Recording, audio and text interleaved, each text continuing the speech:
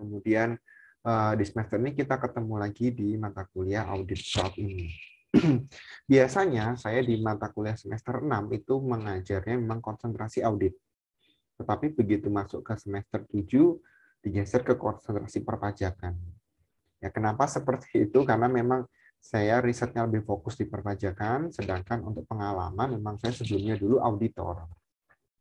Spesialisnya memang untuk fraud ya. Jadi saya lebih cenderung pegang ke pemerintahan dan juga nirlaba, tapi memang khusus untuk mendeteksi fraud.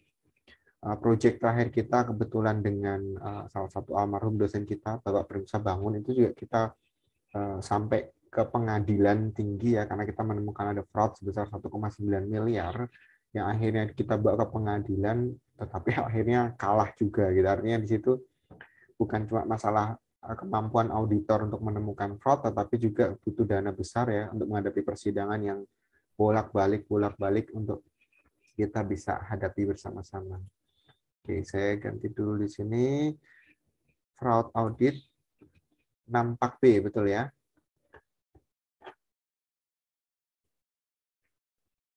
Baik, sebelumnya memang saya kemarin tidak kontak sama sekali dengan mahasiswa, jadi saya fokus, saya isi aja dulu yang ada di UVC, karena saya pikir mahasiswa pasti akan join ke UVC, dan di situ saya berikan link grup WA kelas yang sudah saya bikin, sehingga otomatis kalian bisa masuk sendiri. Nah, sama seperti model perkuliahan saya yang lainnya, gitu ya, di UVC ini sudah saya set untuk sesi pertemuan dari sesi 1 sampai sesi 14 ya di dalam satu semester. Nah, kebetulan ini kita punya special case ya.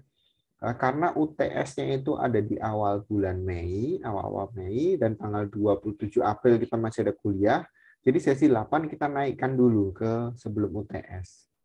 Akan tetapi untuk ujian ya, untuk ujian tengah semester tetap kita dari materi sesi 1 sampai sesi 7. Jadi sesi 8 itu cuma ngikut aja kuliah sebelum UTS, tetapi dia akan diujikan pada saat ujian akhir semester. Nah, format tampilan kita di UVC sama seperti saya atur di mata kuliah yang lain ya. Selalu saya ada instruksi perkuliahan, jadi kita mau ngapain aja di hari dan tanggal tersebut. Kemudian jika ada materi, saya akan sertakan materi. Kemudian jika ada tugas, juga ada tugas di situ. Dan juga nanti bisa dilihat untuk materi-materi di minggu berikutnya. Nah, hari ini di sesi yang pertama, saya sepertinya baru isi sampai sesi 3 ya. Sesi pertama hari ini kita akan melakukan perkuliahan secara sinkronus seperti ini. Nah, jadi melalui Zoom meeting, jadi ada pertemuan tatap muka secara virtual. Ya. Memang sudah ada pertemuan tatap muka terbatas ya yang ada di kampus, tapi ada beberapa mata kuliah saja. Dan saya pikir untuk semester 6 saya akan tetap melakukan secara online, full online dengan sinkronus Zoom meeting. Nah, untuk jenis perkuliahannya akan ada 2 metode, sinkronus dan asinkronus. Ya. Sinkronus adalah seperti ini, kita tatap muka secara virtual melalui Zoom meeting, sedangkan yang asinkronus, kita tidak ada tatap muka virtual. Tetapi instruksi perkuliahan tetap saya sampaikan di UVC, sehingga proses pembelajaran bisa tetap berlangsung. Biasanya akan digantikan dengan tugas atau dengan experiential learning yang kita bisa sesuaikan dengan konten atau materi yang harusnya diterbitkan atau yang harusnya dilakukan pada minggu tersebut. Nah, untuk yang kali ini kita akan melihat bagaimana rencana perkuliahan kita selama 1 semester dulu, kemudian proses evaluasi pembelajaran yang kita lakukan di semester ini, ya, dan juga untuk proses pembelajaran video yang saya sudah siapkan itu saya ambil dari tahun lalu memang gitu ya. Dan hari ini saya akan coba untuk yang pertama kombinasi ya antara sinkronus dengan asinkronus.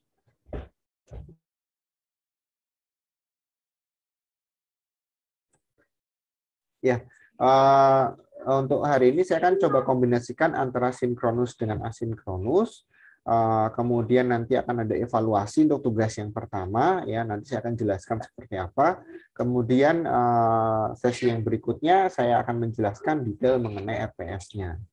Nah, Di sini sudah ditetapkan ya di UVC sama seperti yang sebelumnya, pasti ada instruksi perkuliahan, ada RPS, ada video ya, kemudian ada tugas, kemudian ada ini kebetulan ada link WA grup kelas dan ada materi kuliah selama 1 semester.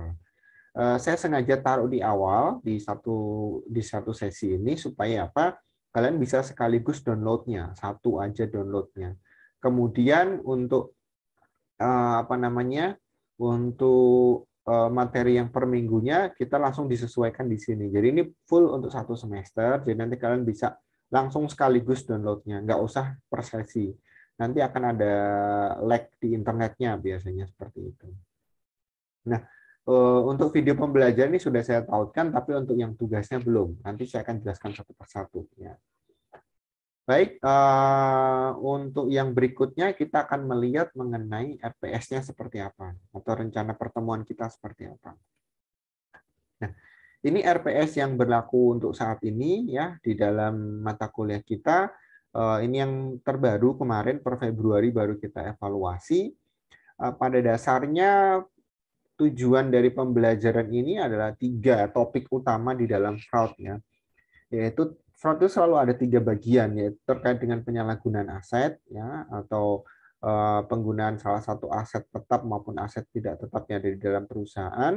Kemudian korupsi ya, itu merupakan bagian dari fraud, dan juga melakukan kecurangan pada pelaporan keuangan. Nah, model pembelajaran yang kita lakukan di sini bentuknya tutorial dan diskusi, karena ada beberapa dari kalian mungkin baru mengenal istilah fraud, praktek-praktik fraud gitu ya. Dan pola pembelajaran kita saya awali dari problem based learning. Jadi berasal dari permasalahan fraud yang muncul di dalam kehidupan kita sehari-hari maupun yang lebih cenderungnya ke masalah korporasi. Ya, kenapa korporasi? Karena sebagian besar dari mahasiswa setelah lulus akan beralih bekerjanya di korporasi, sehingga kemungkinan besar untuk menyajikan kasus-kasus fraud dan temuan-temuan fraud akan banyak ditemukan di level korporasi. Nah, ini adalah 14 materi yang kita pelajari per week-nya atau per minggunya. Memang saya sengaja buatkan beda-beda, tetapi pada dasarnya tidak terlalu berat ya materi fraud. Karena fraud ini harusnya itu langsung masuk dalam mata kuliah auditing. Namun pada kesempatan yang sebelumnya di mata kuliah auditing pun merasa bahwa pengajar teknik yang diajarkan di auditing aja sudah makan banyak waktu, sehingga fraud ini harus dipisahkan, harus dilepaskan, dan supaya mahasiswa bisa mendapatkan informasi lebih mendalam mengenai praktik-praktik fraud yang terjadi secara global maupun di dalam negara kita di Indonesia. Oke. Untuk bukunya saya sudah sertakan juga di dalam materi tersebut, jadi nggak usah ribet-ribet ke perpustakaan ya. Sudah ada e-books-nya, jadi semua resource sudah saya berikan, tinggal kemampuan mahasiswa dalam menyesuaikan diri dan belajar secara mandiri itu yang lebih utama, gitu ya. Di sini ada 3 buku yang kita pakai, dari Wells ada 2 mengenai fraud examination ya, atau pemeriksaan fraud, dan yang kedua adalah praktek mengenai corporate fraud. Jadi ada corporate fraud handbook, itu ada buku tambahannya ya untuk prevention dan detection, artinya ada kasus-kasus yang terjadi dan bagaimana cara mendeteksinya. Kemudian ada juga tambahan buku dari Albrecht, ini buku klasik ya tahun 2011. Dulu sering dipakai oleh pengajar audit untuk belajar fraud itu dari bukunya Albrecht ini. Namun seiring berjalannya waktu, pendekatan yang dilakukan oleh Joseph Wells itu ternyata lebih modern dan lebih familiar dengan kehidupan kita sehari-hari, khususnya di Indonesia. Oke, cuma ada 3 video pendukung yang saya siapkan ya untuk mengawali, karena mungkin nanti akan lebih banyak kita masuk ke dalam sesi diskusi kelas gitu ya.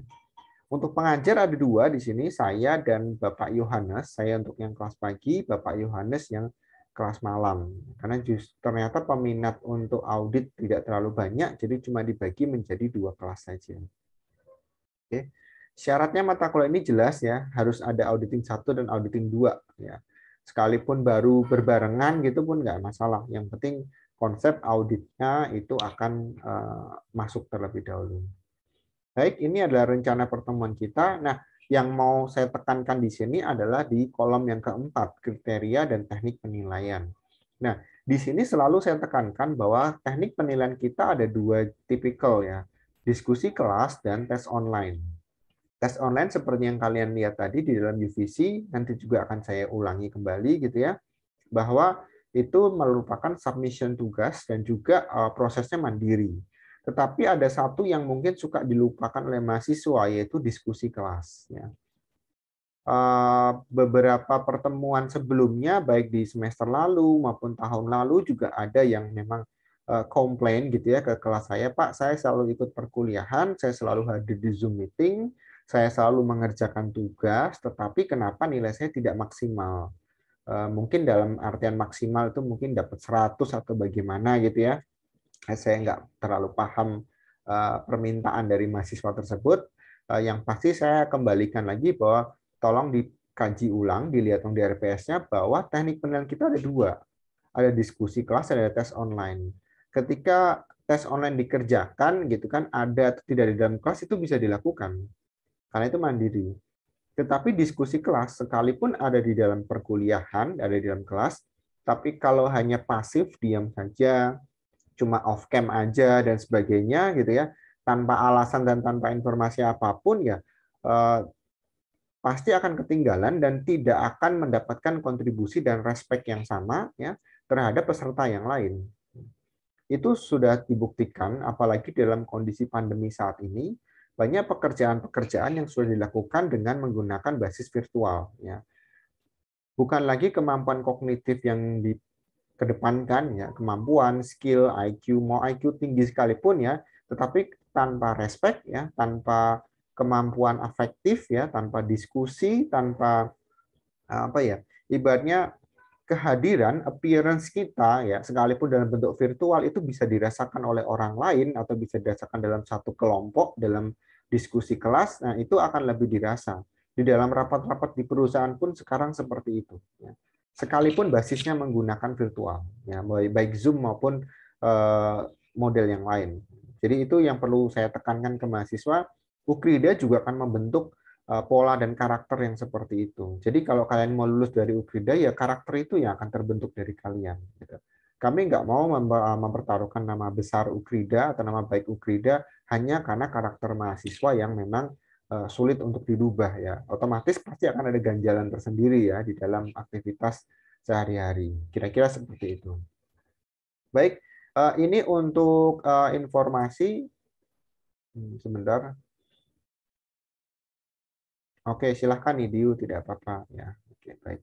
Jadi kalau ada yang mau berhalangan atau ada yang mau izin atau ada yang misalkan mau informasi tertentu, silahkan, boleh chat room, boleh raise hand, boleh langsung ngomong, boleh silahkan. Yang penting kita mencoba tertib ya dengan baik dan sesuai dengan prosedur dan kriteria yang berlaku. Bahkan saya mengajar pas malam pun ada yang memang dari awal sudah bertanya, karena kita kan mulai kelas jam 5 ya biasanya. Terus Pak, gimana kalau kita jam 6 ada yang izin mau sholat dan sebagainya, silahkan gitu kan. Saya tidak akan mengganggu hal-hal yang sifatnya seperti itu. Perkuliahan akan tetap berjalan, toh semua akan direcord gitu ya, bisa diulang. Nah, yang penting jangan sampai perkuliahan itu mengganggu aktivitas yang cukup penting yang lainnya, misalkan keagamaan dan sebagainya. Buat saya akan mencoba membuat kombinasi seperti sinkronus asinkronus dan juga masalah terkait perizinan itu menjadi lebih fleksibel ya. Tujuannya karena saya ingin membuat pembelajaran itu modelnya harus fun. Tanpa pembelajaran yang fun, kalian pun nggak akan mendapatkan apa-apa. Ya. Mendingan ikut Coursera aja lebih gampang ya. Tapi kita dalam sistem perkuliahan, saya mau mahasiswa di kelas saya gitu ya menerima pembelajaran dengan efisien, efektif, dan enjoy. Nah, karena percuma saya ngomong seperti ini dan itu menjelaskan, memberikan informasi, tapi kalau kalian tidak enjoy, saya yakin kok tidak akan ada informasi yang masuk dengan baik. Gitu. Jadi itu apa yang memang saya lakukan ya dalam proses pembelajaran, saya akan selalu seperti itu. Ya, jadi ini yang perlu saya tekankan lagi tadi terkait dengan masalah penilaian. Kemudian ini nggak usah diperhatikan ya, ini peta konsep adalah gambaran bahwa apa yang akan kita lakukan itu tidak jauh-jauh dari 3 komponen tadi ya, dari penyalahgunaan aset, korupsi, dan juga fraud laporan keuangan. Nah, pada dasarnya kita akan berhenti di titik fraud laporan keuangan. Kenapa begitu? Ya karena kita adalah akuntan. Ya. akhir kita kan menjadi sarjana akuntansi atau akuntan gitu ya. Pasti kita kan bekerja sama, bergerak di bidangnya yang namanya fraud dari accounting principle ataupun accounting reporting. Oke. Untuk penilaiannya ada tugas total maksimal 30%, UTS 35, UAS 35. Nah, ini sesuai dengan ketentuan universitas, tidak ada yang berubah ya, jadi aman-aman saja. Kemudian untuk kriteria kelulusan juga masih sama, dari kalian masuk ya sampai sekarang juga masih sama, lulus minimal 56 ya. Itu untuk nilai C minimal lulus segitu. Dengan tingkat penguasaannya ya paling tinggi sebetulnya relatif rendah ya 80 ya, dibandingkan kampus lain yang 90 baru dapat A. Kalau di Ukrida cukup rendah kalau saya bilang ya 80. Ibarat kata ya, yang nilainya 80,5 ya dengan yang nilai 100 dianggapnya satu grade gitu. Padahal sebenarnya kalau di compare gitu ya, ya relatif jauh dah. Nilai 80,5 sama 100 itu bedanya lumayan gitu maksudnya. Oke. Kemudian untuk tugas, cukup satu tugas aja, yaitu evaluasi kasus fraud. Dari mana? Dari problem based learning kita, dari diskusi kelas ya, dari aktivitas-aktivitas yang terjadi. Dan evaluasi kasus biasanya akan dimulai dari sesi yang kedua, dari mulai teknik yang pertama yaitu skimming gitu. Karena ada berbagai macam teknik fraud yang nanti kita akan pelajari ya, seperti skimming, laserny, billing, check tampering dan sebagainya. Ini teknik-teknik untuk kita menemukan fraud ya, dan juga ini teknik juga untuk melakukan fraud. Jadi pada dasarnya kita belajar ini akan ada dua arah ya. Kalian bisa mendeteksi perilaku yang menyimpang tersebut ya terkait dengan fraud ya, atau justru kalian bisa menjadi pelaku fraudnya. Ini kan karena kita tahu dan kita diajarkan teknik tersebut. Akan tetapi ini dikembalikan ke moral dan mental dari yang namanya pelakunya sendiri atau akuntannya sendiri. Maka dari itu di perkembangan yang terbaru ada bidang ilmu yang namanya mental accounting. Ya, kalau yang baru dengar ya itu cukup menarik teliti ya, apalagi yang ada tahun semester depan kan yang mau skripsi ya, mental accounting itu penting sekali. Jadi kalau misalnya kita bicara kuesioner di auditor bukan cuma lagi mengenai kualitas audit, itu udah banyak banget, udah basi gitu ibaratnya. Justru yang seperti mental accounting itu yang dibutuhkan oleh auditor. Mampu nggak mereka nggak bergeming dengan hasutan-hasutan dari misalnya dari kliennya gitu ya, ditawari ada ibaratnya ada amplop khusus gitu ya, ada transferan khusus untuk yang penting opininya bagus apa-apa. Ada yang seperti itu. Itu dikembalikan lagi ke si akuntan dan auditornya. Oke. Evaluasi kasus ini nanti kalau di pertemuan kelas biasanya saya cuma 10 menit ya. Di pertemuan fisik di kelas ya. Tapi karena kita online biasanya saya kasih waktu 2 hari sih. Memang biasanya begitu saya di kelas. Kalau pertemuan tatap muka gitu kan di awal perkuliahan, bukan di akhir, justru di awal. Jadi misalkan ini materi sesi 1 gitu ya. Sesi kedua di 10 menit pertama kita langsung evaluasi minggu lalu kita belajar apa gitu. Dan minggu ini kita mau belajar apa. Itu cuma di 10 menit pertama. Ya. Supaya mempersiapkan diri atau mahasiswa paham bahwa kalau mau di kelas itu ya udah ada persiapan gitu. Itu mungkin kalau kalian belum pernah saya ajar fisik secara langsung di dalam kelas, itu mungkin belum pernah ketemu pressure yang seperti itu. Biasa yang sudah pernah saya ajar paham kok. Pressure-nya kalau di kelas saya itu justru bukan di pertengahan kuliah atau di akhir, tapi di awal. Waktu masuk itu udah langsung, mereka sebutnya kuis dulu, padahal sebenarnya cuma evaluasi. Ya sekalipun dinilai ya, tetapi kan cuma 5 menit, 10 menit itu nggak akan ada apa namanya, nggak ada kesempatan tuh kalian bisa lihat kanan kiri gitu kan. Evaluasi tersebut sebenarnya awalnya tujuannya bukan untuk kuis ya, tapi untuk menghindari keterlambatan mahasiswa awalnya. Tapi akhirnya sudah terbiasa menjadi pemahaman bahwa itu adalah kuis buat mahasiswa. Tapi nggak apa-apa ya. Sekarang kita rubah model perkuliahan. Oke, itu mengenai penjelasan terkait dengan rencana pembelajaran selama 1 semester. Ada yang mau ditanyakan dulu dari mahasiswa sebelum saya jelaskan isi buku dan materi kita yang pertama untuk hari ini? Ada? Belum Tidak ada, ada? Pak. Oke, kalau tidak Belum, ada, Pak. Terima kasih. Oke, baik. Kalau tidak ada, saya lanjutkan dulu. Saya sertakan 3 buku, 3 e-books. Yang pertama adalah bukunya Joseph Wells ya. Ini buku awal banyak yang kita pakai yang di sini, Principle of Fraud Examination. Nanti konten materi perkuliahan kita lebih banyak dari sini. Tapi buku ini saya kombinasikan juga dengan Wells yang Corporate Fraud Handbook. Jadi yang ini isinya ya merupakan contoh-contoh fraud di korporasi. Jadi ada yang bentuknya mudah ditangani, ada yang sulit gitu ya intinya. Nah, yang kedua itu dari bukunya Albrecht. Bukunya Albrecht ini memang lebih cenderung ke fraud examination tapi yang basic, yang lama gitu, yang sebelum menjamur seperti saat ini gitu. Nah, untuk yang perkembangan terbaru yang modern memang dari si Wells ini. Jadi semua bisa kalian dapatkan, nggak usah pinjam ke perpustakaan. Di perpustakaan ada, saya yakin ada, dan memang sudah ada, sudah pernah saya pinjam juga. Tapi saya tidak mewajibkan mahasiswa harus pinjam. Ya, saya sediakan e-booknya, nggak usah di print juga lah, itu cuma 500-an halaman juga buat apa di print gitu kan kalau kalian nggak mau pakai. Lebih baik disimpan saja dan kalian bisa pakai untuk beberapa chapter yang kita gunakan dalam perkuliahan. Tidak semua kita pakai kok sampai akhir semester. Oke, itu jenis buku yang akan kita pakai. Dan hari ini saya akan mencoba masuk ke dalam materi yang pertama. Atau kita mencoba mengenalkan apa sih yang dimaksud dengan fraud itu sendiri. Oke, kalau dari mahasiswa, ya saya pengen tahu dulu, apakah sudah familiar dengan istilah fraud, ya? Atau seperti apa sih fraud menurut kalian itu? Ada yang bisa menjawab? Coba menjawab. Saya, Pak. Ya, silakan Enrico. Kalau fraud yang saya tahu itu biasanya berupa kecurangan di perusahaan gitu, Pak, yang nguntungin diri sendiri tapi kerugian perusahaan, Pak. Menguntungkan diri sendiri dan Biasa, merugikan perusahaan. biasanya Oke. bentuknya juga, biasanya bentuknya itu kurang lebih kayak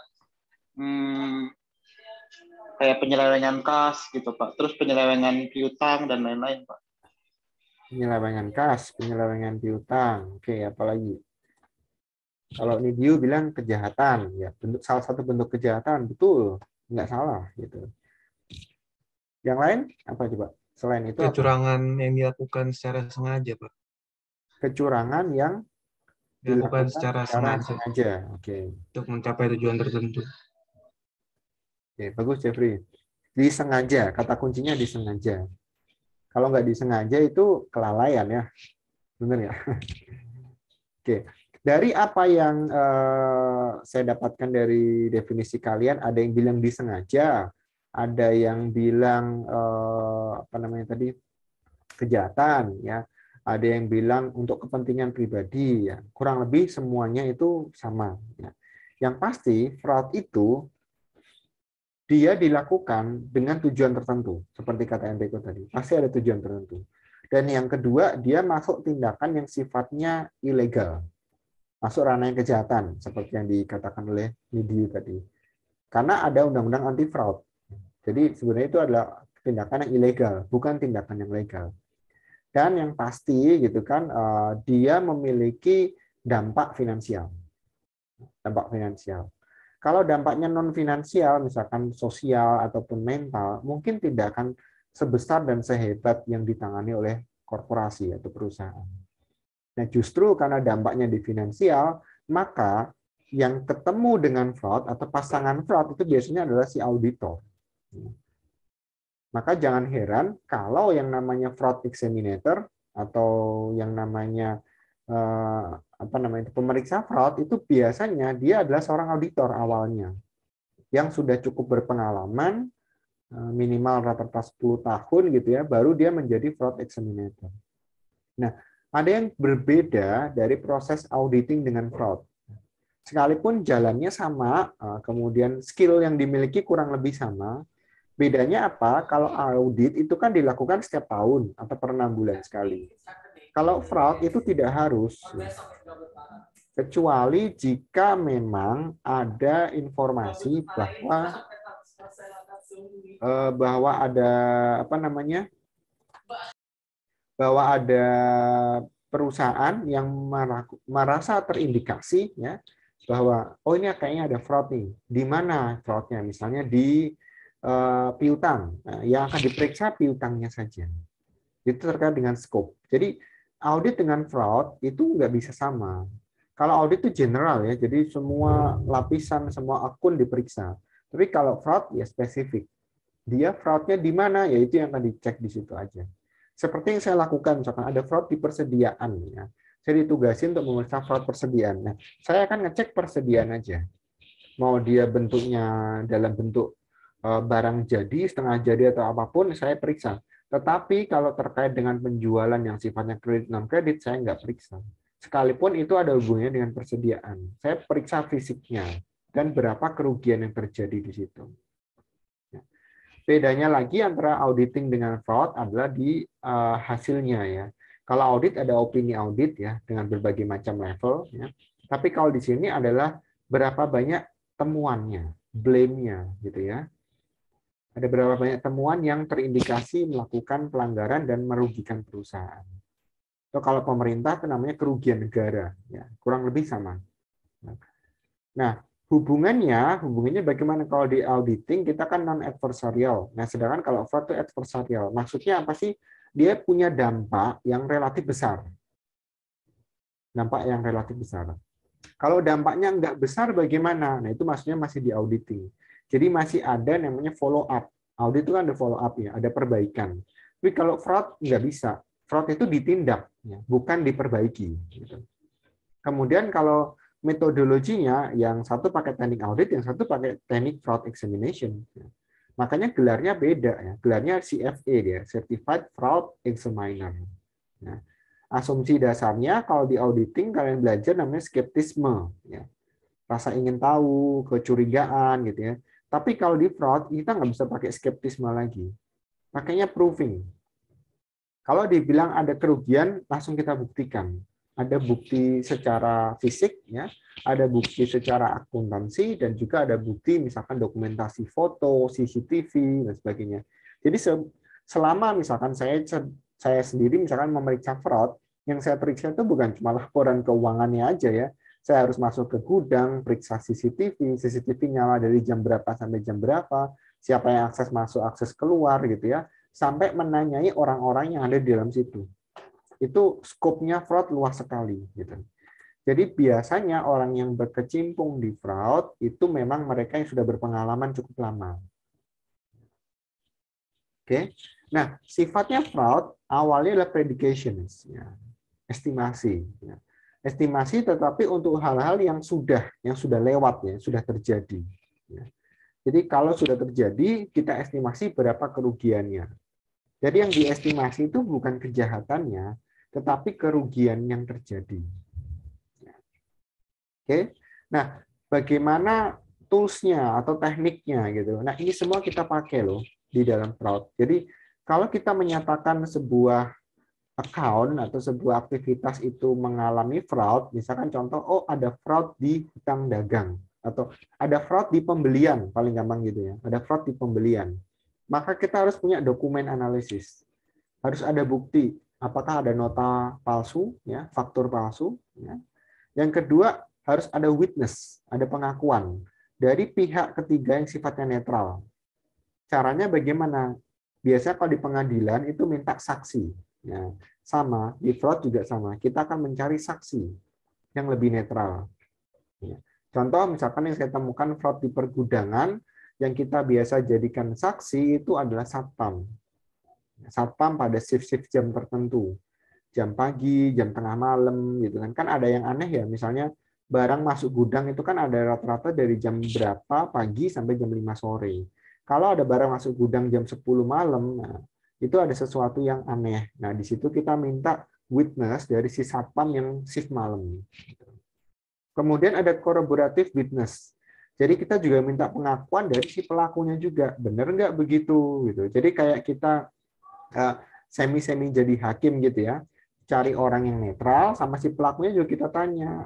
Kalau pelaku masih bilang enggak, tapi ada buktinya, ya kita bisa kombinasikan.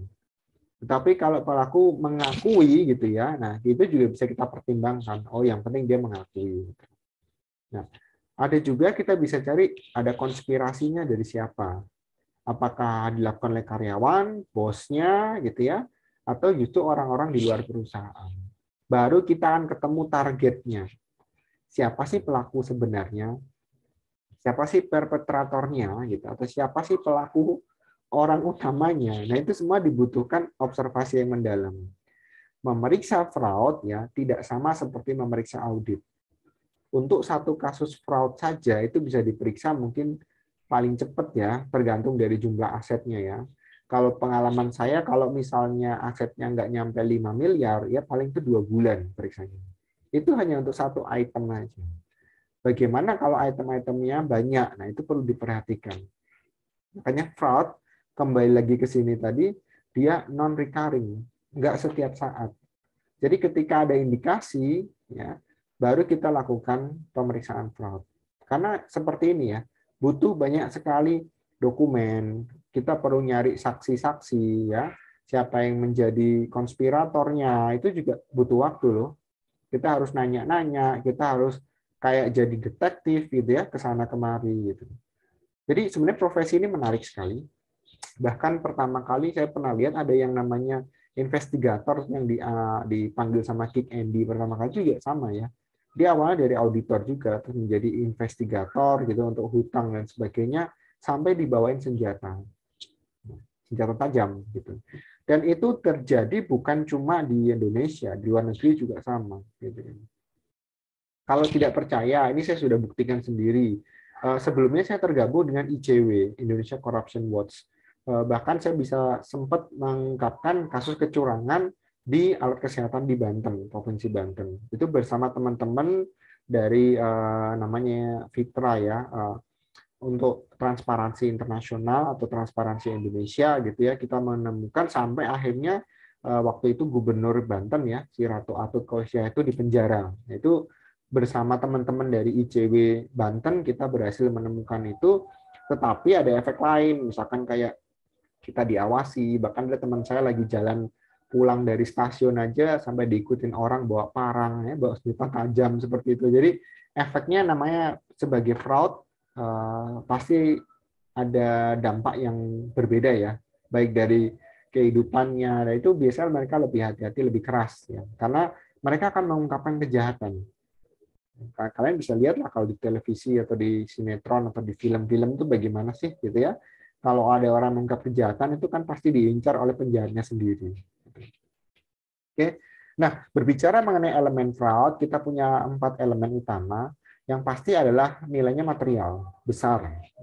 Kalau nilai kecil ya kita bisa sepelekan, tapi kalau nilai besar itu udah masuk elemen fraud. Kemudian yang memeriksa harus punya knowledge. Jangan sekali-kali kalau kalian nggak punya knowledge, memaksakan diri untuk memeriksa fraud. Kalian bisa kalah di pengadilan. Ya, karena itu nanti akan terkait dengan masalah tuh ujaran ya. Setiap statement kalian itu akan dipegang oleh orang hukum tuh berbahaya sekali ya. Setiap statement tuh diperhatikan. Makanya saya juga sering bukan bertanding misalnya ya, kita saling beradu pendapat, bukan cuma di persidangan umum tapi di persidangan pajak juga sama ya, dengan klien gitu. Biasanya memang setiap ucapan kita harus hati-hati. Ketika kita mau ngomong kita harus pastikan dulu kita tidak diputar balikan nanti faktanya. Karena kan kondisi sekarang apalagi semua pakai online. Ya, masih ada rekaman, bisa diputar ulang. Kalau dulu kan paling CCTV ya. Ada yang suka baca bahasa lewat video, tapi kalau sekarang lebih sulit lagi ya, karena semua ada rekamannya. Ada juga reliance, ketergantungan bukti. Ya. Dan bukti ini bukti yang bisa memberatkan si pelaku. Dan juga ada bukti kerugian, damage-nya. Itu juga lebih utama. Itu harus kita jaga baik-baik ya. Karena itu yang menjadi kekuatan kita kalau sampai masuk ke ranah hukum. Nah, fraud ini bukan hal baru kalau di akuntansi ya. Tapi pada awalnya dia ditemukan atau diawali oleh yang namanya Sutherland. Nah, Sutherland ini pencetusnya ya sekitar tahun 83-an. Terus kemudian disempurnakan oleh Donald Krause atau Krause Hypothesis. Nah, Krause Hypothesis menganggap bahwa fraud itu ada 3 objek utama yang sering disebut dengan fraud triangle. Kalau sekarang sih perkembangannya sudah sampai ke fraud pentagon model ya, bahkan udah sampai ke berapa tuh 5 model ya, atau ini masih 3 ya. Tapi pada dasarnya dari 3 ini kembangkan jadi 4, 5, 6 dan seterusnya. Ya. Nah, kenapa 3 ini pasti ada? Yang pasti orang kalau melakukan fraud, melakukan kecurangan itu ada kombinasi 3 ini. Dia pasti punya pressure, punya tekanan, dan dia melihat ada peluang, ada kesempatan untuk dia melakukan kejahatan. Saya pakai kata-kata ini tadi kejahatan gitu. Ada pressure, dia punya tekanan, dan dia punya kesempatan untuk melakukan kejahatan, dan dia bisa melakukan rasionalisasi bahwa yang dilakukan itu benar. Saya ambil contoh yang sederhana aja, yang sederhana. Ketika mahasiswa sedang ujian, kalau dulu kita di kelas ya, fisik ya, ini kita belum bicara fraud, kita ujian di kelas gitu ya, kalian itu lagi dapat soal yang sulit banget nggak bisa jawab gitu kan, itu udah pressure tuh, waduh pressure nih, nilainya jelek nggak gitu kan, terus kalian melihat opportunity, yang ngawasin tidur gitu ya, pengawas ujiannya tidur ya, itu kan sebuah keanehan ya, masa pengawas diawasi? Harusnya mahasiswa yang diawasi, pengawas yang diawasi mahasiswa. Nah, kalau mahasiswa sudah mengawasi pengawas, itu sudah sebuah keanehan gitu menurut saya. Itu opportunity-nya. Wah, yang ngawasin tidur nih. Kemudian kalian melihat rasionalisasi. Oh, si A ini lagi nyontek. Dan dia dapat-dapat aja, santai-santai aja gitu kan. Berarti kalian bisa mengikuti aturan yang berlaku gitu. Itu namanya rasionalisasi. Nah, begitu juga di perusahaan ya. Di perusahaan yang pernah saya tangani itu misalkan kayak di Astra. Ada pressure, financial pressure. Karyawan yang mengalami kesulitan keuangan, misalkan dia gajinya kecil atau mungkin kebutuhannya banyak, gajinya nggak cukup gitu. Ada financial pressure, terus dia melihat ada opportunity, ada barang sampah, ada scrap yang bisa dia jual lagi. Padahal itu bukan milik dia, itu miliknya perusahaan. Barang scrap. Ya, barang sisa gitu kan. Terus dia melihat rasionalisasinya gitu kan. Ah, ini kan cuma kecil jumlahnya, nggak apa-apa gitu kan. Dan itu bisa dilakukan. Banyak teman-teman yang melakukan seperti itu. Itu di Astra saya pernah menemukan. Jadi ada orang yang mempunyai financial pressure, terus kemudian opportunity-nya dia mengambil barang yang sifatnya kecil sekali, yaitu mur dan baut. Kecil banget kan, ya. Nggak mungkin dan terdeteksi dengan mudah gitu kan. Dan dia menganggap ya itu biasalah rasionalisasinya. Siapa sih yang mau ngitung mur dan baut kecil-kecil gitu sampai ribuan, kan nggak mungkin gitu ya. Tetapi pada prakteknya itulah titik kebocoran di Astra International. Astra Auto Parts. Nah, akhirnya sampai sekarang di setiap pintu di Astra dipasang elemen detektor logam gitu ya. Jadi supaya karyawan yang masuk dan keluar yang punya logam ya dikeluarkan dulu, nanti lewat pintu tersebut. Kalau ada detektor logam berarti ada kecurangan. Nah, kalian kan bisa bayangkan sendiri ya, satu hari kalian misalkan karyawan auto parts gitu ya, hari ini ngambil mur, besok ngambil baut, besok ngambil kaca spion dan sebagainya. Lama-lama dalam waktu 2 tahun bisa bikin mobil sendiri di rumah. Kalau partnya kecil-kecil kan cukup itu biasanya gitu. Itu contoh aja. Ada juga pengalaman saya di perusahaan itu kayu ya, perusahaan kayu. Perusahaan kayu itu ada juga karena di daerah biasanya pressure keuangannya kan tinggi ya, mereka kesulitan keuangan. Terus ada opportunity, mungkin kalian tahu ya, ada kalau kayu habis dipotong, dirapikan itu kan ada serbuk kayu, bubuk kayu. Kalau di tempat saya namanya itu grajen. Ya. Jadi apa ya, pokoknya sisa-sisa kayu lah. Itu kan cuma sisa gitu ya. Tapi itu kan miliknya perusahaan, nggak boleh. Dan itu kalau kita kumpulkan sampai sekilo, 2 kilo bisa dijual lagi. Jadi bubur kayu, bisa jadi meja-meja kecil, bisa jadi mainan gitu ya. Tapi sama karyawan ya, karena itu bubur kayu ya, masukin aja ke kantongnya, kiri, kanan. Sehari dapat gitu ya. Besok atau jam makan siang dia keluar bawa sekantong di kanan, di kiri. Nanti pulang sore bawa lagi sekantong kanan, kiri. Besok begitu lagi.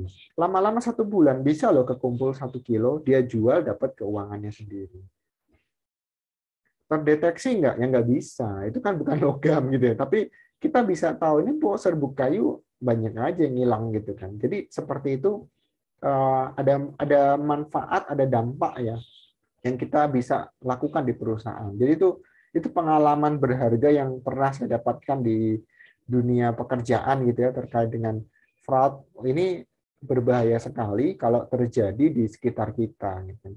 Saya kasih contoh yang real memang seperti itu supaya apa? Supaya kalian bisa paham ya bahwa ini loh di dunia nyata tuh ada yang seperti ini, ada yang real sekali. Bahkan ada perusahaan kita memberangkatkan di tempat perusahaan kayu yang saya cerita tadi itu kita berangkatkan 5 mobil kontainer bawa kayu log gitu kan, yang sampai ke gudang itu cuma 4. Satu kontainer log kayunya itu nggak ada beserta sopirnya. Jadi kan sudah jelas ya, yang melakukan fraud itu adalah ya sopirnya tersebut. Tapi sopirnya itu kan pasti disuruh sama siapa kita nggak tahu gitu. Ada kemungkinan dia pelakunya, ada kemungkinan dia bukan pelakunya juga ya. Misalkan dia dibajak orang di tengah jalan, dibunuh, dibuang di hutan kan kita nggak tahu, diambil barangnya kan bisa jadi. Itu real, itu realita ya terjadi di lapangan gitu. Karena kalau kita di perusahaan-perusahaan lodging seperti itu, misalkan kayak di pedalaman Kalimantan atau apa yang saya alami kan, kita semua jauh dari mana-mana. Tempat kerja kita di tengah hutan. Mau akses keluar masuk kan lewat hutan. Jadi kalau ada apa-apa di tengah jalan gitu, dibuang aja di hutan. Gampang gitu kan, orang nggak akan bisa nyari gitu. Itu kejadian real yang sempat kita alami berkali-kali gitu kan. Dan itu bukan cuma 1-2 kali, bahkan yang terakhir saya di 2010 itu di pertambangan di apa itu Grasberg ya, saya sebelumnya di Freeport gitu kan, itu juga sama, yang berusaha ngambil fraud dari hasil penambangan emas murni yang di Grasberg itu juga sama, kalau ketemu ya udah tinggal dibuang aja di tebing, nggak ada yang tahu gitu. Itu memang seperti itu, sangat berbahaya sekali gitu. Makanya saya perlu perjelas di sini bahwa kita belajar fraud ya, bukan cuma fraud laporan keuangan, fraud itu banyak gitu kan. Salah satu yang paling terbesar adalah aset. Itu berbahaya yang aset itu karena besar sekali dampaknya. Yang kedua adalah korupsi. Korupsi dalam bentuk uang cash dan maupun korupsi yang lain bisa. Dan yang paling kita sering temui sebagai akuntan ya fraud laporan keuangan. Jadi luas sekali ya. Kalau kalian nanti mau jadi fraud examinator, nggak bisa semuanya. Kalian harus pilih salah satu bidangnya. Mau aset, mau korupsi, atau mau laporan keuangan. Kira-kira begitu. Oke. Nah, ini adalah pembagiannya tadi. Jadi fraud itu ada tiga kelompok kalau saya boleh bilang ya. Kalian mau fokus di bagian korupsi, mau fokus di bagian asset misappropriation, salah saji saset, atau fraudulent statement, laporan keuangan. Nah, dulunya kalau saya dulu ada di sini, asset misappropriation. Ketika saya masih bekerja gitu sebagai auditor, saya di sini. Karena yang saya tangani adalah cash, inventory dan sebagainya gitu kan. Ketika awal-awal saya jadi dosen, saya ke sini, fraud statement. Jadi pelaporan keuangan yang nggak benar itu seperti apa. Tapi kalau fraud statement ini, kita harus kuat di standar akuntansi. Kalau standar akuntansi kita nggak kuat, kita nggak mungkin menemukan fraud statement. Nah, untuk yang saat ini, yang sedang saya dalami saat ini adalah di sini, korupsi. Ini yang lagi saya dalamin sekarang. Tapi fokus saya itu lebih cenderung ke pemerintahan. Jadi kalau kalian sering ketemu sama saya di mata kuliah sektor publik ya, terus kemudian perpajakan itu memang karena area saya di sini ya. Terkait dengan apa ya, illegal gratuities ya, gratifikasi, kemudian korupsi aset pemerintah, kemudian desa dan sebagainya itu ranah saya sekarang ini. Jadi kalau saya memegang mata kuliah ini karena memang saya sudah berpengalaman di dua bagian ini dan satu ini yang sedang saya jalani saat ini. Itu kira-kira mengenai materi fraud yang saya perlu jelaskan di pengantar siang hari ini. Ada yang mau ditanyakan dulu dari mahasiswa terkait materi sebelum saya jelaskan mengenai apa itu tugasnya. Ada dari mahasiswa? Saya, Pak. Ya, silakan Yuri.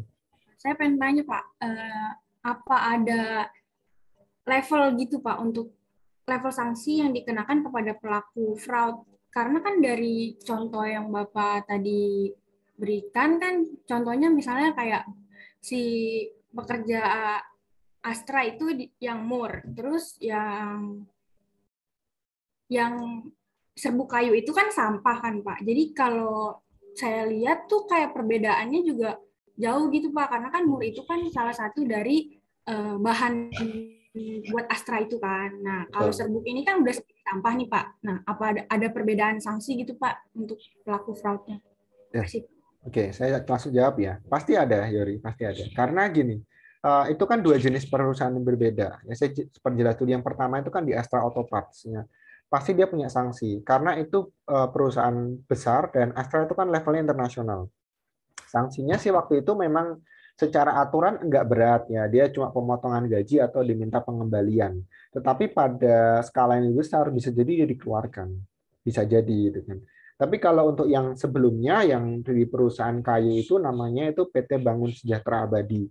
Saya sebutkan aja namanya karena sekarang udah tutup, udah dibangkrutkan. Nah, karena kasus tersebut tidak ada sanksi untuk karyawan itu perusahaan di daerah, memang. Jadi tidak ada sanksi. Pada akhirnya karena terlalu lama pendeteksiannya sehingga perusahaan itu selalu rugi. Saking banyaknya dia merugi, akhirnya dia dibangkrutkan oleh pengadilan negeri. Gitu. Jadi karena dia terlambat mendeteksi, kerugian itu terus terjadi, akhirnya dia mengalami kerugian secara finansial yang efeknya ke penutupan perusahaan. Kalau dibilang sanksi pasti ada. Apalagi dengan aset pemerintah itu justru mereka lebih berat ya, karena sekarang sanksinya kan pidana ya kalau aset pemerintah. Kalau perusahaan ya kembali ke kebijakan perusahaan. Jadi setiap perusahaan pasti beda-beda, nggak mungkin sama. Itu. Kalau jawaban dari saya seperti itu. Cukup jelas ya? Cukup, Pak. Oke. Enrico, kenapa Enrico angkat tangan? Masih di mute Enrico.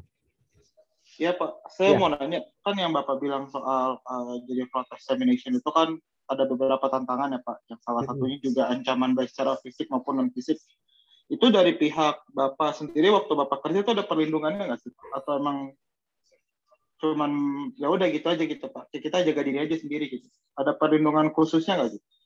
Oh, itu kalau dari pengalaman saya waktu kerja itu pasti ada. Dari perusahaan ada. Jadi misalnya waktu saya di Astra itu kan kita dibagi kendaraan dinas. Kendaraan dinas itu bukan mobil biasa loh, itu mobil anti peluru. Ada. Jadi itu masuk ke inventaris perusahaan. Itu contohnya. Waktu saya di ICW itu juga kita dibawain memang ada bukan dibawain senjata sih, enggak, kita enggak dibawain senjata, cuman kita diberikan akses ke intelijen negara. Jadi kalau ada kecurangan silakan lapor ke situ, nanti kita diproteksi sama mereka. Kita diawasi 4x. Tapi kita harus memberikan ini ya akses misalkan telepon kita dan sebagainya supaya kita bisa dilacak dimanapun kita berada. Takutnya ada apa-apa gitu kan, mereka mudah menemukan kita. Tapi itu dulu ya, maksudnya kalau sekarang mungkin berbeda dan mungkin lebih canggih. Ya. Gitu. Cukup jelas ya Enrico ya? Jelas Pak, terima kasih. Oke, ini ada dari Nidiu. Kalau boleh tahu, kita kan lembaga resmi yang masih otonom, yang dikasih otonom untuk mendeteksi fraud. KPK, iya KPK betul Nidiu. Kalau dari pemerintah itu KPK. KPK itu lembaga resminya. Tetapi KPK itu ranahnya di korupsi. Korupsi saja, kan namanya Komisi Pemberantasan Korupsi. Kalau ranahnya terkait dengan pelaporan keuangan gitu ya, itu enggak di KPK lagi. Kalau di pemerintah, laporan keuangan pemerintah BPK, Badan Pemeriksa Keuangan. Kalau di perusahaan swasta, IAPI. Kalau pernah dengar kan, Ikatan Akuntan Publik Indonesia. IAPI itu punya hak di situ. Kalau sekarang namanya SCFI, Association of Certified Fraud Examiner. Jadi ada sertifikasi fraud examiner dan itu di bawahnya ACFA. ACFA itu terlepas dari IAPI. Dulunya orang-orang IAPI, tapi karena IAPI itu menaungi akuntan publik, jadi dia mencoba memisahkan supaya organisasinya nggak terlalu besar, nggak terlalu luas. Tapi pada dasarnya fungsinya sama. Itu kalau untuk perusahaan swasta ya. Kalau IAI kan akuntannya, dia memproduksi akuntannya. Kalau IAPI itu kan pemeriksa. Jadi ACFE itu lebih dekat dengan IAPI. Sedangkan kalau di pemerintah, ranahnya apa dulu? Kalau ranahnya anggaran, misalnya kayak DPR tuh yang suka dipermasalahkan kan anggaran, pengajuan anggaran, kemudian penyelewengan anggaran, itu Badan Pemeriksa Keuangan. Tapi kalau korupsinya, misalkan kerugiannya, misalkan korupsi kepala daerah, ya itu otomatis lah KPK. Kan kalian suka lihat di televisi itu. Sekarang lebih cepat lagi ya. Jadi apapun langsung ditindak, langsung masuk ke persidangan. Jadi kayak KPK itu udah nggak tebang pilih lagi. Makin lama makin ke sini makin bagus. Nah, ICW, Indonesia Corruption Watch, itu adalah lembaga independennya KPK. Jadi dia menyuplai data ke KPK. ICW itu menyuplai data ke KPK, dan dia memanfaatkan jaringan masyarakat kalau ICW. Tapi ya itu tadi kembali lagi bahwa semua lembaga itu saat ini bagus gitu ya, tapi pada masanya pasti ada plus dan minusnya juga. Nah ini kalau dari mahasiswa biasanya nih ya, biasanya nggak terlalu tertarik ya, bergabung ke kayak seperti itu nggak terlalu tertarik. Karena apa? Karena faktor risiko biasanya. Takut gitu ya, atau yang penting lulus pengen cari kerja dulu yang aman gitu. Nah, tapi justru di sini saya kasih tahu bahwa ada kok kegiatan atau pekerjaan yang seperti itu ada. Dan ada yang dari mudanya memang biasanya anak-anak dari Universitas Pajajaran. Kenapa saya bilang dari Pajajaran? Karena mereka yang punya kombinasi ini ya, kombinasi materi perkuliahan. Jadi di akuntansinya mereka itu digabung dengan ilmu politik. Jadi mereka udah tahu, paham banget ya terkaitnya kayak gitu, dan lulusan Unpad itu cenderung langsung berkarir di ICW, di KPK. Itu mereka berani loh. Lulusan akuntansi Unpad itu mereka sudah terdidik mentalnya. Nah, kalau kayak kita di Ukrida kan memang belum ya, rata-rata memang dari mahasiswa kita alumninya kan kerjanya di perusahaan ya, ada yang mungkin di pabrik, ada yang wira swasta, biasanya nggak berani berurusan kayak gitu. Tapi karena ini bagian mata kuliah, saya tetap harus kasih tahu bahwa ada yang seperti itu, dan berdasarkan pengalaman yang saya lakukan memang itu relatif lebih menantang ya, buat saya dulu itu menantang sekali. Tapi kalau semakin ke sini kan makin tinggi ya, saya akan mencoba yang lebih safe gitu. Jadi itu kembali lagi ke kalian ya. Adrenalinnya seperti apa? Ada yang mau safe-safe aja boleh ya. Ingat ya, prinsip kita di dalam keuangan ya, high risk, high return. Benar nggak? Kalian belajar keuangan kan seperti itu. Segala sesuatu yang risikonya tinggi mendatangkan keuntungan yang tinggi. Kalian investasi saham, risikonya tinggi. Tapi kalau sekali untung, tinggi. Nah, kalau kalian mau jadi koruptor, risikonya tinggi. Tapi untungnya tinggi kan? Gede juga. Risikonya apa? Di penjara, seumur hidup loh. Seperti kayak Angelina Sondak yang baru bebas kemarin kan, lama juga tuh 10 tahun gitu kan. Tapi dia dapat keuntungan tinggi pada saat dia korupsi. Tapi risikonya tinggi. Pekerjaan yang risikonya rendah, ya penghasilannya rendah. Contoh tukang sapu. Nggak ada risiko apa-apa kan, santai gitu kan. Tapi ya pendapatannya rendah gitu. Jadi kita kembali lagi ke situ. Kalau kalian bicara penghasilan, ya itu kembali gitu ke situ. Tapi kalau bicara masalah pengalaman dan sebagainya, semua itu akan bermanfaat. Pada akhirnya nanti jadi manfaat yang nggak bisa digantikan sama yang lain. Gitu. Oke, ada lagi yang mau bertanya atau mau berdiskusi? Saya mau bertanya, Pak. Tadi Ya, kan silakan Feby. Waktu di awal perkuliahan, Bapak bilang kalau misalnya Bapak sempat nemuin kayak korupsi gitu berapa miliar, tapi kan kalah di persidangan. Nah, kalau kayak gitu tuh untuk selama masa persidangan itu, kita emang membiayai sendiri atau gimana, Pak, untuk sampai membuktikan itu? Oh, dari contoh kasus itu ya, itu namanya nama PT-nya itu Surya Karunia Jaya. Itu juga sudah ditutup sekarang, dibangkrutkan. Jadi PT itu sebetulnya kalau saya boleh ngomong adalah pemiliknya ya, yang punya perusahaan itu adalah mahasiswa Ukrida Kampus 3. Jadi dia mahasiswa, dia sudah jadi direktur, baru dia sekolah. Ya, jadi SMK atau SMA, tapi dia punya usaha udah sukses jadi direktur, baru dia ngambil S1. Nah, terus pada saat itu dia minta datang ke saya sama Pak Primsa, Pak, di tempat kami kayaknya ada fraud. Dia minta kita untuk memeriksa, dan kita ketemu bahwa ada fraud 1,9 miliar untuk anak cabang di Medan dan di Surabaya. Kita sampai ke sana, ke Medan dan Surabaya. Saya bagi ya, Pak Primsa ke Medan, saya ke Surabaya. Total segitu, kita masuk ke pengadilan negeri di Jakarta. Ternyata yang di Surabaya, yang Medan mengakui mereka salah, yang di Surabaya itu mereka punya pengacara yang cukup kuat, bukti-buktinya bagus, kita kalah di situ. Nah, selama proses persidangan itu yang bayar ya PT SKJ-nya itu, PT Surya Karunia Jaya. Nah, auditor seperti saya, Pak Primsa, itu dipanggilnya sampai 2 kali gitu. Yang pertama untuk pembuktian, yang kedua untuk sebagai pendengar aja, pendengar dari saksi ahli. Jadi ada saksi ahli hukum yang memeriksa bahwa laporan temuan yang kita dapatkan itu cukup valid atau enggak menurut hukum. Dan memang laporan kita valid, tetapi berhasil dibuktikan sama yang pihak Surabaya, mereka tidak melakukan markup harga. Jadi kalahnya itu bukan karena fraud-nya, tapi mereka berhasil membuktikan mereka tidak markup harga. Memang perusahaan mengalami kerugian sebesar 1 miliar lebih. Kalau total-totalnya 1,9 gitu. Ada kerugian yang tidak diungkapkan, tapi mereka tidak melakukan markup harga. Jadi otomatis perusahaan yang meminta kita melakukan investigasi itu yang kalah. Dan karena kalah dari pengadilan itu, mereka udah keluar biaya besar, akhirnya perusahaannya gulung tikar, tutup tuh. Gitu. Begitu tutup ya, yang perusahaan Surabaya juga sama Medan otomatis ikut tutup juga. Jadi kayak apa ya? Sesama perusahaan saling makan-memakan, tapi terakhirnya kalah juga semuanya. Gitu. Mereka membuka aibnya sendiri di pengadilan dan terbukti salah. Gitu. Itu kejadiannya kira-kira seperti itu. Baik Pak, makasih Pak. Oke, ada lagi?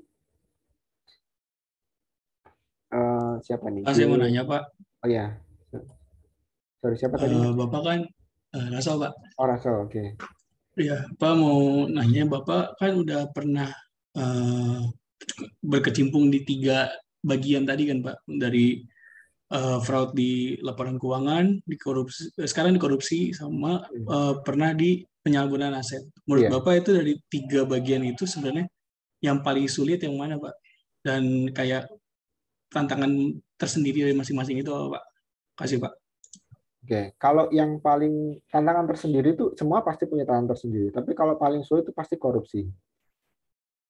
Ya, karena kita bertemu dengan orang-orang yang jago di bidang hukum, ya di bidang legal. Itu paling sulit di situ. Bahkan karena saya nggak punya kemampuan hukum, artinya saya kan nggak belajar sarjana hukum ya, jadi kurang di situ.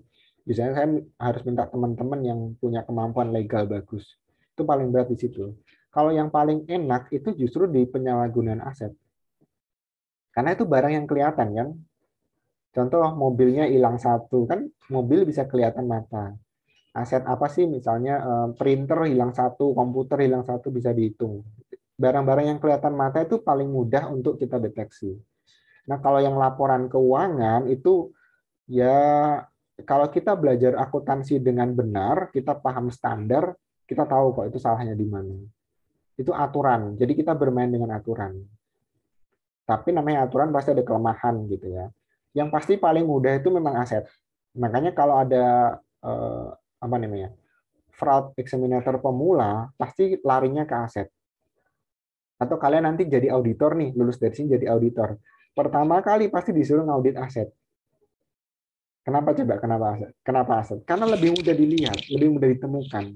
Contoh misalkan inventaris perusahaan ada mobil 4, plat nomornya apa aja. Kalian cari aja di garasinya pasti ketemu, ya kan? Gedungnya ada berapa kan kelihatan gitu. Barang-barang kayak gitu lebih mudah. Persediaan aset itu kerjaan auditor pemula sama uang kas. Tinggal buka berangkas, hitung di tempat di sini. Itu pekerjaan auditor pertama kali. Kalau masalah fraud juga sama, paling mudah yang fisik, yang aset. Tapi kalau paling sulit itu yang masalah korupsi. Itu hal yang nggak kelihatan sampai membuktikan bahwa dia betul-betul menggelapkan itu gimana. Bahkan kasusnya Bank Senturi aja nggak selesai-selesai kan sampai sekarang.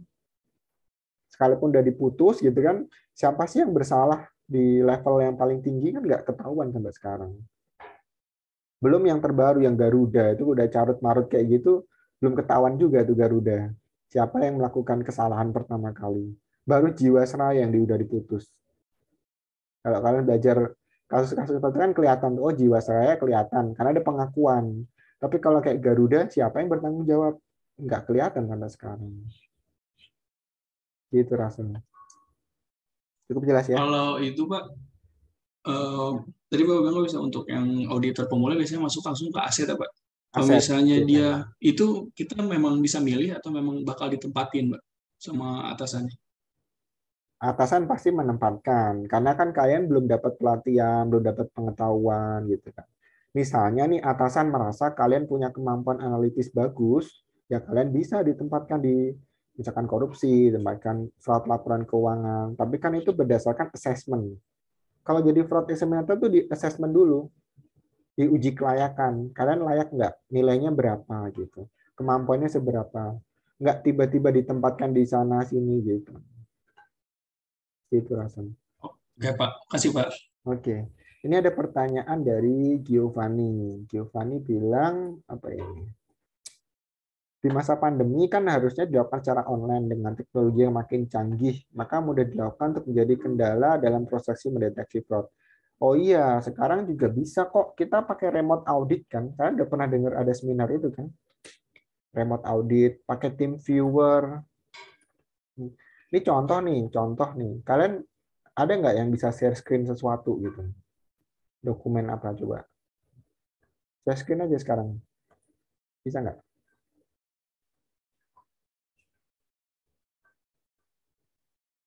Contoh aja, contoh.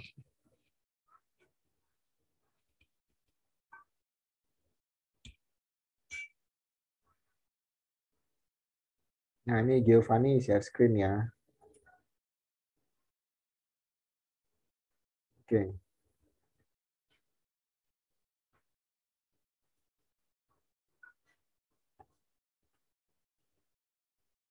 Nah, sekarang saya bisa handle tuh screen-nya Giovanni.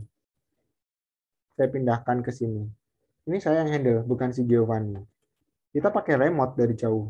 Sekalipun ini pakai komputernya Giovanni, bukan komputer saya. Ini komputer Giovanni, gitu kan. Saya tinggal mau buka apa? Saya mau buka file apa bisa dari sini. Tuh. Ini layarnya layar Giovanni, komputer Giovanni, tetapi screen-nya saya yang mengatur. Padahal kita nggak di rumah yang sama. Saya kembalikan lagi Giovanni. Ini saya udah nggak bisa handle apa-apa. Ini Giovanni yang handle. Coba Giovanni close matiin screen-nya. Ini udah dia lagi yang handle. Itu salah satu contoh bahwa kita bisa melakukan remote kok. Itu salah satu bentuk teknologi yang terbaru. Apalagi pakai team viewer. Ya. Saya ambil contoh yang sederhana. Kemarin saya ngurus masalah blokir BCA itu juga bisa dari rumah pakai team viewer, dijalanin semua, saya tinggal sign sendiri dari rumah. Jadi semua aktivitas saya dikendalikan oleh mesinnya mereka dari sana, dan itu ada adminnya langsung. Itu salah satu contoh. Audit pun begitu, saya bisa pantau. Misalnya saya mau mengaudit di Surabaya, saya nggak harus ke Surabaya ya. Saya bisa langsung jalan ke misalnya pakai CCTV. Bisa kan pakai CCTV. Saya kemudian bisa handle dari CCTV itu, saya bisa jalan dari CCTV itu dan bisa jalanin semuanya dengan aman-aman aja. Itu salah satu contoh bahwa teknologi tidak menjadi pembatasan buat kita. Teknologi itu justru malah membantu kita bisa melewati sekat-sekat pembatasan yang ada tadi. Begitu ya, Giovanni. Ada lagi yang mau ditanyakan? Pak, saya mau nanya, Pak. Boleh, Enrico. Pak, untuk tahapan kita belajarnya gimana sih, Pak, supaya bisa jadi seorang fraud exterminator itu, Pak? Oh, tahapan belajarnya sebenarnya simple kok. Kalian belajarnya itu dari auditing. Pertama, untuk jadi fraud exterminator itu perlu skill auditing. Jadi kalau mau jadi fraud exterminator, profesi awalnya bukan auditor, nggak akan diterima. Nggak akan lolos seleksi gitu. Jadi pasti dari auditing dulu. Jadi skill basic auditing itu harus dapat. Nah kalau kalian jadi auditor, paling nggak mungkin butuh saya kasih gambaran kasarnya begini. Kalau kalian lulus kuliah jadi auditor, gitu ya. Auditornya pilih mau di KAP besar apa KAP kecil. Kalau di KAP kecil, dalam waktu 1 tahun kalian sudah bisa mengaudit seluruh account di laporan keuangan. Kenapa begitu? Karena karyanya sedikit. Jadi pekerjaannya pasti akan banyak. Tahu-tahu disuruh ngaudit kas, persediaan, semuanya. Tapi kalau KAP besar, misalkan kayak EY, PwC, kalian masuk gitu ya, kalian pasti akan diberikan satu account. Jadi tahun ini auditnya belajar audit persediaan. Itu dulu sampai setengah tahun atau 1 tahun selama jadi junior auditor. Nanti baru naik ke semi senior, baru dapat 2-3 akun. Timnya ganti lagi. Begitu terus mungkin sampai 7 tahun baru levelnya udah senior penuh misalnya gitu. Tapi kalau KAP kecil karena lompatan karyawan yang tinggi ya. Misalkan sekarang kalian jadi junior, terus tiba-tiba banyak senior yang resign, pindah ke KAP yang lainnya. Otomatis baru 6 bulan kan kalian udah jadi senior. Kalau ada junior baru masuk, kalian lebih senior daripada dia. Gitu. Jadi kalau mau belajar seperti itu, misalkan mau cepat jadi fraud examinator, menguasai banyak bidang, biasanya sih mereka terjunnya dari KAP kecil, bukan KAP besar. Menghemat waktu kan. Karena yang dibutuhkan apa? Skill-nya. Bukan benderanya, oh saya lulusan EY, saya resign dari PricewaterhouseCoopers, saya resign dari Deloitte. Mereka nggak butuh begitu. Kamu bisa nggak skill ini? Kamu bisa nggak ngaudit ini? Kalau nggak bisa, ya nggak diterima. Gitu. Paham ya penjelasan saya ya? Nah, biasanya mahasiswa agak bingung di situ. Jadi kita gimana Pak? Mau kerja di Big Four boleh nggak? Ya boleh, gitu. Ya boleh. Cuman kalian menang bendera. Tapi kalau mengenang keahlian itu yang di KAP kecil jauh lebih menguasai daripada kalian, misalkan gitu. Ini apple to apple, real sekali. Silahkan tanya ke kakak kelas kalian yang sudah kerja di KAP besar sama KAP kecil. Karena yang KAP besar nih contoh aja nih yang sekarang, yang kemarin saya sidang si Yoel. Ya kan juga baru kan, baru join EY baru dari Desember gitu. Itu aja hektik banget. Dia ngerjain proyek sana sini banyak, waktunya itu habis, nggak sempet belajar apa-apa, artinya belajar hal baru nggak sempet. Tapi kalau KAP kecil cenderung lebih santai dan dia diberikan waktu belajar lebih banyak. Terus kemudian untuk kliennya kan nggak kompleks ya, nggak ribet kan, biasanya kliennya nggak terlalu besar juga, jadi dia belajarnya lebih banyak gitu. Oh bisa ke segala bidang, nah itu dia menang di situ, menang skill lebih luas dibandingkan yang KAP besar. Tuh, itu jadi bahan pertimbangannya. Bukan saya minta kalian ke KAP kecil, bukan. Tapi itu ada perbandingan ya. Kalau kalian ke KAP besar, itu kalian menang di sini. Kalau di KAP kecil, menang di sini. Itu sama kayak begini ya. Saya kemarin nguji sidang itu ada lulusan S1, kan lulusan sarjana ya. Dia dulunya dari SMA sama dari SMK. Nah, yang anak SMK saya bilang begini, kalian kalah pengalaman kerja dari teman kalian yang dari SMK langsung kerja. Kan ada ya, SMK kan biasanya langsung kerja tuh. Nah, ketika dia ambil kuliah 3,5 tahun mungkin nggak kerja, dia kalah pengalaman kerja 3 tahun, kalah pengalaman kerja. Tapi ketika dia ngelamar kerja, dia sudah menang level karena S1 masuknya, bukan SMK. Jadi ada dua pilihan yang berbeda kan, mau masuk levelnya lebih tinggi atau mau kalah pengalaman atau mau pengalaman kerjanya lebih tinggi. Nah, perusahaan juga sama, dia akan memilih dia mau bayar gaji karena pengalaman atau karena level. Itu kan juga beda-beda. Biasanya yang levelnya tinggi, gajinya lebih gede daripada cuma sekedar pengalaman. Gitu. Itu perbandingan yang sesuai realita ya, yang kita alami saat ini gitu. Toh habis ini kan nggak jauh lagi nih, kalian mungkin 1 tahun lagi mungkin ya, tahun depan juga yang kalian disidang kan tahun depan berarti. Semester 7, selesai semester 7, sebelum masuk semester 8 sudah sidang. Betul kan, tinggal tahun depan juga. Itu tinggal di situ masa kalian, terus kalian memutuskan mau kayak apa nih melangkahnya. Nah, fraud ini juga salah satu bidang ilmu, salah satu bidang pekerjaan yang mewajibkan kalian mahir auditing. Nah, langkahnya dari auditing dulu. Dan butuh pengalaman, butuh kesabaran, butuh tahan banting, diomelin senior, ya kan, disuruh masuk kemana, atau mungkin ada tekanan pekerjaan, itu pasti. Nggak mungkin nggak lah. Gitu. Jelas ya? Masih ada lagi? Pak, saya mau tanya, Pak. Boleh, Stephanie. Silakan. Saya dulu ya, Pak. Oh ya, Tadi saya masih penasaran yang soal persidangan sih, Pak. Jadi kan kalau kita ngasih bukti nih gitu kan, berarti kan sebenarnya jaksa atau bagian kehukumannya itu bagian hukum-hukum itu nggak ikut buat bantuin nyari bukti biar semakin kuat gitu ya, Pak? Atau benar-benar pure dari kita auditor? Jaksa itu ada dua, yang di pihak lawan sama di pihak kawan. Ada penuntut umum, ada yang pro dengan kita, ada yang kontra, ada yang lawan kita. Nah, itu akan saling beradu argumentasi, adu bukti juga. Kita menemukan bukti, tapi di sana juga punya bukti yang bisa membatalkan bukti kita. Gimana ya? Saya susah menjelaskannya sih kalau kalian nggak di persidangan langsung. Jadi dia punya bukti yang sama mungkin dengan kita, atau mungkin kita tahu ada bukti tersebut tapi kita kelewat, gitu juga ada. Dan itu bisa membatalkan apa yang sudah kita kumpulkan. Kayak gitu tuh kejadiannya. Jadi tergantung juga ya seberapa banyak kita temuin sama pihak lain, pihak sebelah gitu ya Pak? Iya, betul. Oke, Kan makasih Pak. nggak mungkin saya minta kalian untuk coba deh kalian dulu ke persidangan, kan nggak mungkin ya. Terlalu berisiko. Oke, berikutnya siapa nih? Marsha ya. Siapa Marsha? Iya Pak, saya mau nanya Pak, apakah di tingkat materialitas di audit sama di fraud itu sama Pak? Misal di audit dikatakan dia salah saji material tuh kalau misalnya 1% dari aset, nah apakah di fraud itu seperti itu atau sekecil apapun itu dianggap fraud Pak? Makasih Pak. Oke.